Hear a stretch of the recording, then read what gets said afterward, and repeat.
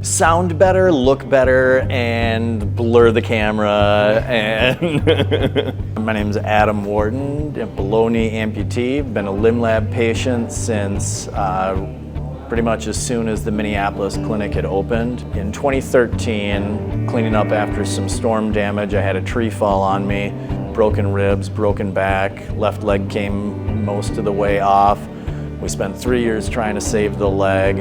After a series of surgeries and setbacks, eventually in 2016 ended up having to make the decision that it was time to amputate. Since that time, I've kind of gradually gotten back into doing all of the things that I was doing beforehand.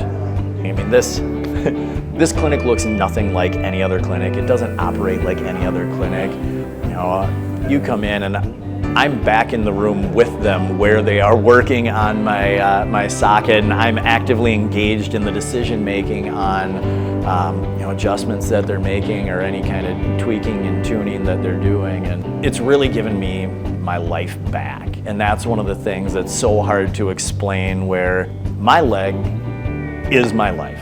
If I don't have a proper fitting leg, if I don't have the right kind of prosthetic to do the type of activities that I want to do, that's it. I'm stuck, sitting down, laying in bed, using crutches to get around. Surgery was in July. I did a Valentine's Day 5K out around the lakes in Minneapolis, and I walked pretty much the entire thing, but I kind of faked a little bit of a jog for the finish line and the camera. So, and after that, I just, it hurt, but it was so great to just be able to do things again. And it takes so long, and it just, at first, nothing goes as fast as you want, and everyone's time frame is different. But for me, it was the first 6-7 months, everything was just at a snail's pace. And then once I was able to start doing things, I was able to do more. In 2018, I was able to compete with the Team USA Triathlon team at a few different events, World Cup race, North, Central, and South American Continental Championships. So that was a great experience. And then now started getting into some of the endurance stuff again. The St. Croix 40, which is a winter self-supported ultramarathon where you pull a sled overnight through the forest with all of your gear for 40 miles. And so I still haven't done my 100-miler yet. Like I said, I was signed up for 2 of them right before my injury, but I still have every intention of knocking at least one of those out.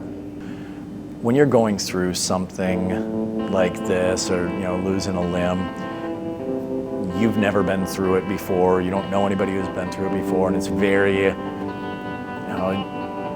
very isolating. I think you don't know what things are supposed to be like. You don't know what you're going to be able to do.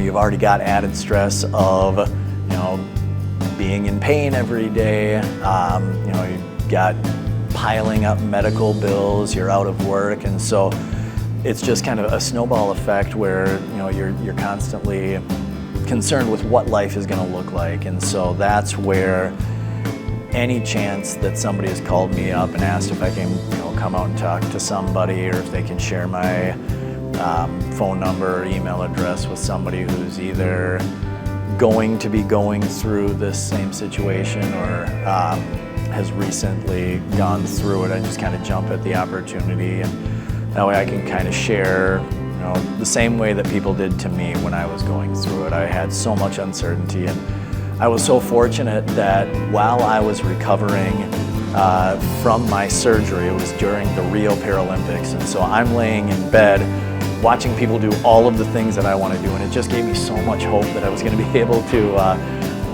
get out and do all of the things I love again. And now I'm able to kind of help pay that forward, and so I'm currently coaching weekly running and mobility clinics for the organization Wiggle Your Toes, and we're doing that at the University of Minnesota. I also coach a few different adaptive sports for kids with disabilities. Through Courage County, I started, I think this is my 5th or 6th year as head coach of the swim team. Same thing, I coach the competitive track and field team, and primary focus there is again working with our ambulatory athletes on the track, and so that's anybody who is kind of running on their feet versus pushing themselves in a wheelchair. Also, another group that I work with that's kind of near and dear to my heart as a veteran myself. Protest Foundation is a group that's bringing Ukrainian soldiers that have lost limbs in the war over to the United States. They're here for 3 weeks. During that 3 weeks, they get put up in a house together.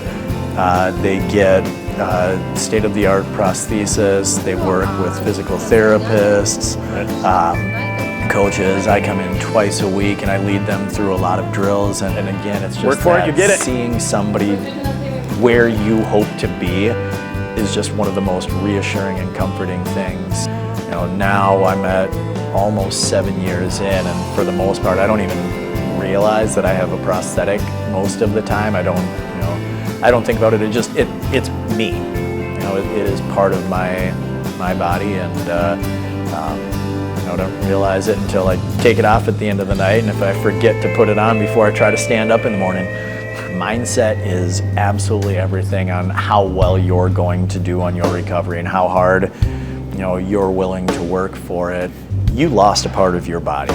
You need to come to terms with that, and everybody does that in their own way and on their own schedule, but you need to mourn that loss. And it can be really hard to get out of that period and decide that, okay, now, and that was the thing for me. The way I looked at it is, after enough time, I'm like, all right, every single thing that I do from now on is going to be my new first time doing a mile walk, or my first time racing a 5K, and I'm going to have a whole new set of PRs to hit.